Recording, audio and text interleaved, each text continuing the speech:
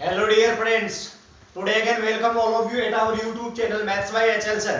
आज हम लोग क्लास 12th के आपके पेपर लेके आए हैं पिछले साल का लास्ट ईयर। देखिए उच्च माध्यमिक परीक्षा हायर सेकेंडरी जो हमारा सीनियर सेकेंडरी एग्जामिनेशन है 2019 का, उसके बारे में बात करेंगे। इसके कुछ क्वेश्चंस आपको बताएंगे। जैसा आपके पहले वाले जो पार्ट है उसमें जो चैप्टर आपके कंप्लीट हो गए वो हो गए, सामने आपका एग्जाम है। सभी स्टूडेंट थोड़ा सा ध्यान से इस बात को समझे कि जिन जिन लोगों के एग्जाम है उन लोगों के लिए आज का जो पार्ट है वो काफी इंपॉर्टेंट रहेगा, और जो इस साल आए हैं 12th में उनके लिए भी काफी इंपॉर्टेंट है, बिकॉज उनको भी पता चलेगा कि इन टॉपिक्स के कंप्लीट करवाने के बाद में इनमें कैसे क्वेश्चन आते हैं। तो हम स्टार्ट करते हैं बेटा। जैसे हमारे सेकंड चैप्टर की बात करें तो इसका देखो फर्स्ट क्वेश्चन आपके आता है। फर्स्ट चैप्टर में से आपको मैंने बता रखा है जो संयुक्त फलन है, यहाँ पर गो फॉर फोग आपसे पूछ लेता है। तो देखो एफ आर टू आर में डिफाइन कर रखा है, एफ एक्स साइन एक्स दे रखा है, जी आर टू आर में फाइंड है G X equal to X square दे रखा है। देन आपको गो फॉर एक्स फाइंड करना है, तो आराम से इजीली कर सकते हैं, मैंने आपको बता रखा है ना। तो ऐसे क्वेश्चन तो कर लेते हैं, लेकिन आपको जैसे सेकंड चैप्टर हमारा कंप्लीट हुआ था उसके बारे में मैं बता देता हूँ कि 1 मार्क्स का एक क्वेश्चन आता है और एक 3 का आता है, तो टोटल कितने होते हैं 4 मार्क्स का ये चैप्टर है। तो यहाँ पर देखते हैं सबसे पहला क्वेश्चन क्या है। सबसे पहला क्वेश्चन है हमारा, मतलब पेपर का क्वेश्चन नंबर 2 है, तो पेपर के हिसाब से मैं नंबर डाल देता हूं यहाँ पर।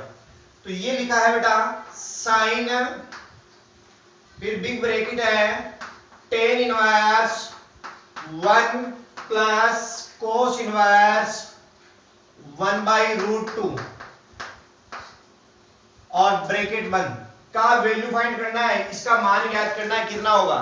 बेटा सभी स्टूडेंट्स अपने फ्रेंड्स को जो भी जानकार परिचित लोग हो ज्यादा से ज्यादा शेयर करें, कमेंट करें, और आप एक चीज मत भूला करो, जो बेल आइकन है ना उसको दबा लो, फ्रेश करो। इससे क्या होगा, जब भी मैं कोई नया वीडियो या जो भी कोई नया पार्ट आएगा ना अपना, तो उससे आपको पता चल जाएगा कि ये डाल दिया है।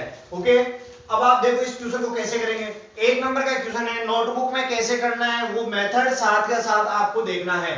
तो अब जब क्वेश्चन है आपके पास तो सबसे पहले आप सॉल्यूशन लिखेंगे। सॉल्यूशन में आपको ये बता देता हूं, जो क्वेश्चन दिया है उसी को लिखेंगे। तो सॉल्यूशन में देखो क्या है, सभी स्टूडेंट ध्यान से देखना, साइन है टेन इनवर्स जैसा क्वेश्चन है उसको वैसे नोट करें, plus cos inverse 1/√2।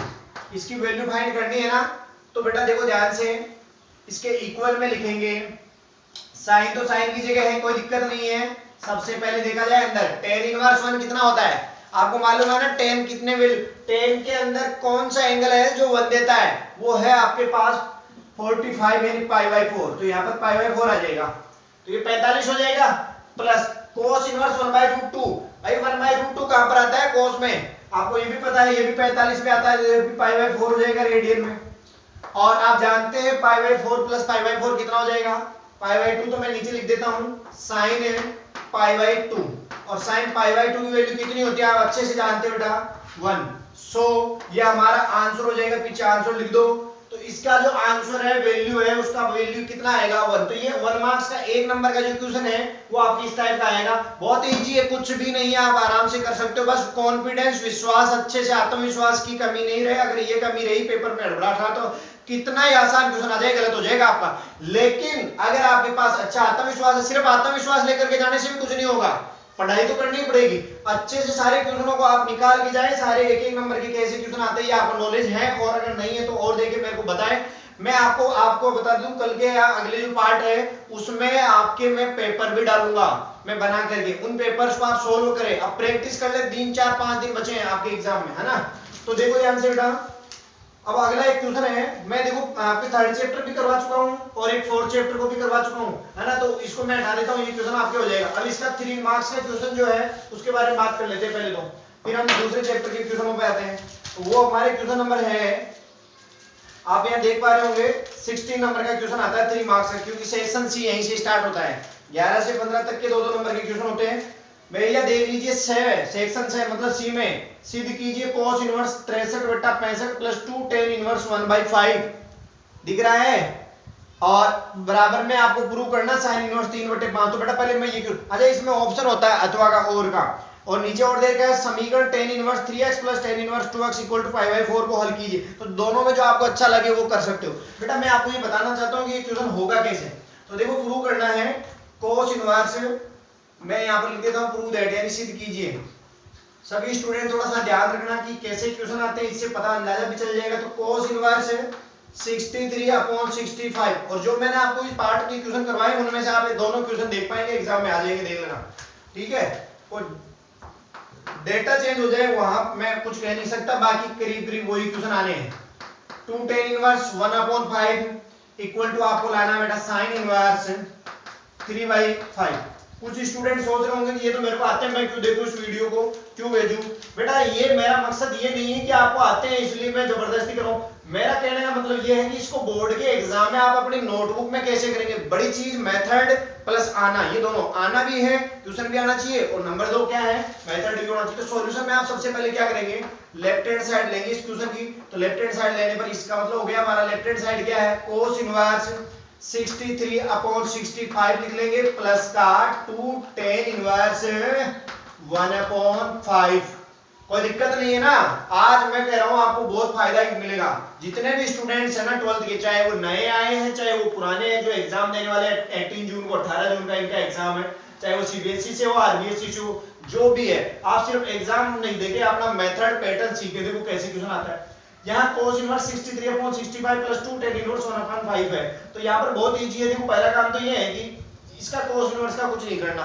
2 tan inverse x, suppose करो ये x है, 2 tan इनवर्स x को tan इनवर्स 2x/1 - x² लिख सकते हैं, ये फॉर्मूला होता है हमारे पास। तो इसको tan इनवर्स में चेंज कर रहे हैं, तो इसको भी क्यों ना हम tan इनवर्स में चेंज कर लें। तो हम लोग लास्ट में कौन सा फॉर्मूला लगा देंगे, tan inverse x plus tan inverse y का, या ये हो सकता है आप साइन में चेंज करना चाहो, लेकिन मेरा कहना तो यही है कि आप लोग इसको cos इनवर्स है, पहले जैसे लिख लो 63/65 प्लस tan इनवर्स, यहां पर कितना हो जाएगा बेटा, ये हो जाएगा 2x यानी 2 into 1/5, तो ये हो जाएगा 2 into 1/5 अपॉन 1 माइनस x² यानी 1/5 का स्क्वायर हो जाएगा 1/25।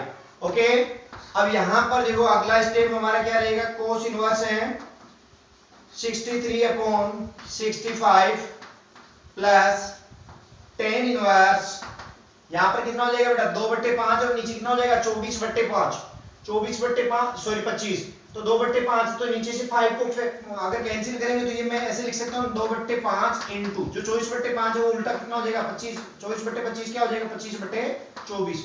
मेरे ख्याल से इसको काटेंगे तो आप 5 तो यहाँ पर आ जाएगा और यहाँ पर कितना हो जाएगा 12, तो 5/12 हो जाएगा। अब आप इसको भी बेटा cos इनवर्स है, ये tan इनवर्स है, तो सोचो आपको लाना तो sin इनवर्स में, वो तो बात की बात है, लेकिन दोनों को एक जैसा बना लेते हैं ताकि एक फॉर्मूला यूज करें ट्रिग्नोमेट्री का। जैसे ये tan इनवर्स में चेंज हो जाएगा तो ये दोनों tan इनवर्स में होंगे, और जब ये दोनों tan इनवर्स में होंगे तो tan inverse x plus tan inverse y का फॉर्मूला लगाएंगे, लास्ट में tan इनवर्स आएगा और tan इनवर्स को किसमें कन्वर्ट कर देंगे sin इनवर्स में। जो मेरा पहला लेसन है उसमें मैंने आपको कन्वर्ट करना बता रखा है। तो यहाँ पर देखो cos इनवर्स 63/65, इसको कैसे चेंज करेंगे tan इनवर्स में। तो देखो एक सेकंड के लिए आप यहाँ पर मानो let cos inverse 63/65 equal to theta, suppose करो ये थीटा है, ठीक है।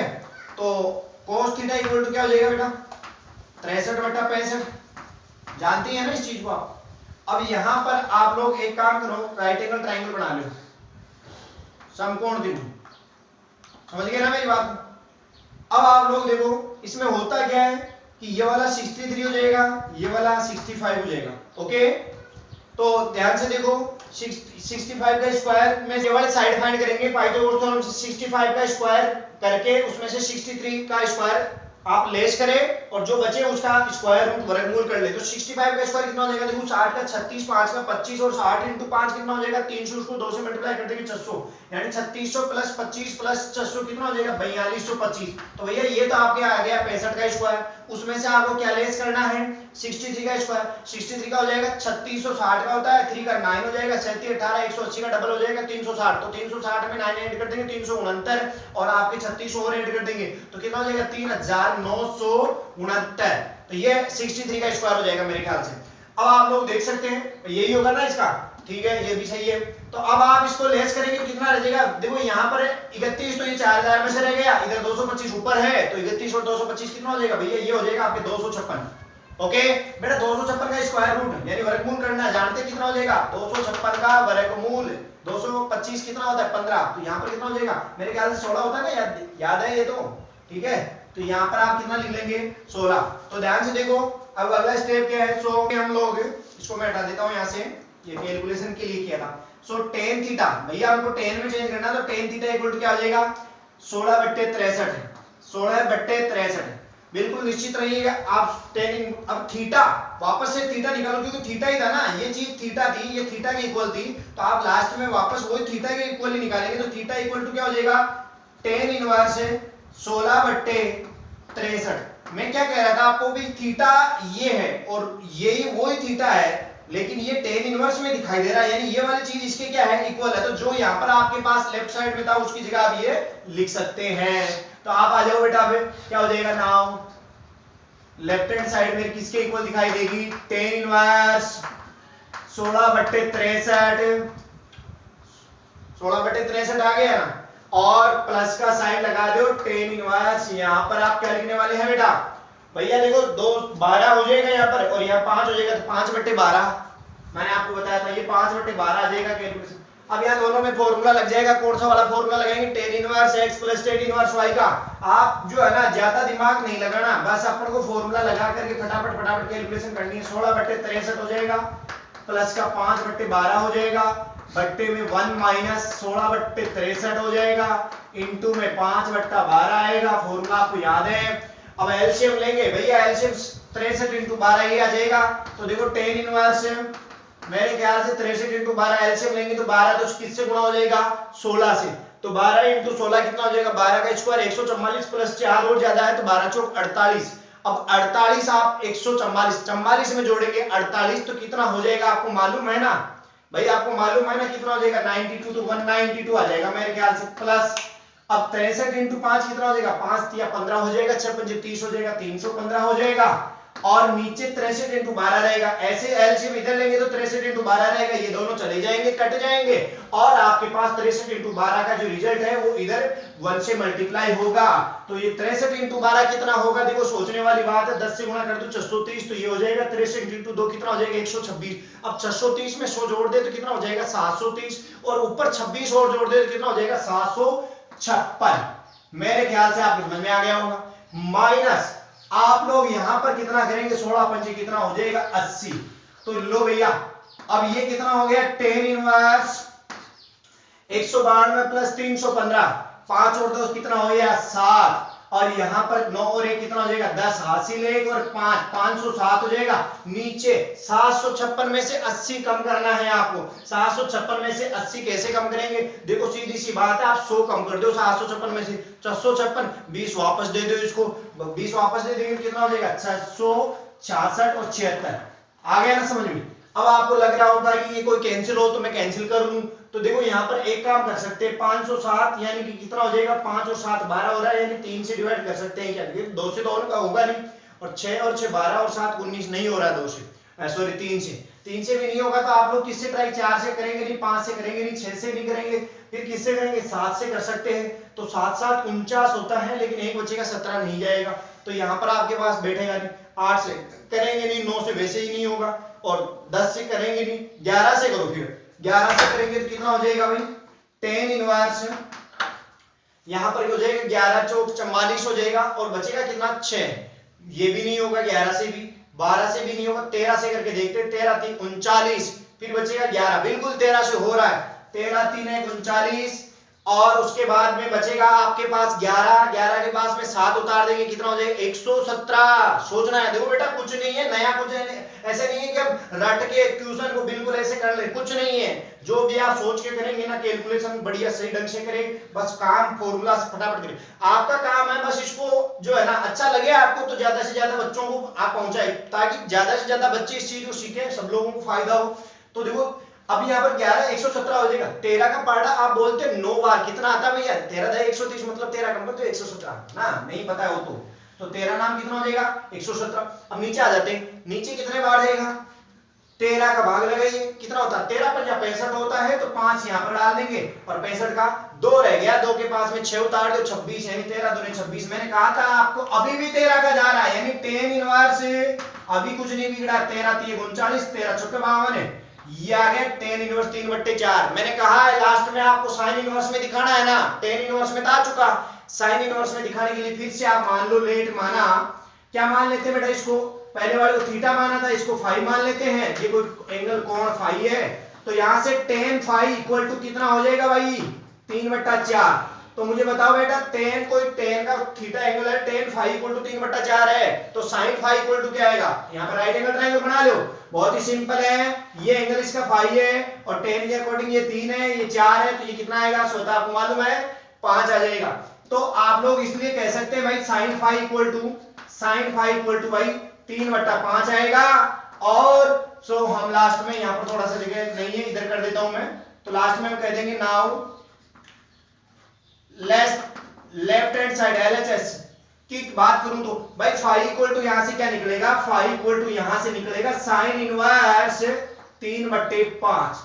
तो भाई साहब हमने फाई किसको माना था, टेन इनवर्स 3/4 को, तो वही फाई आज साइन इनवर्स में कैसा दिखाई दे रहा है 3/5।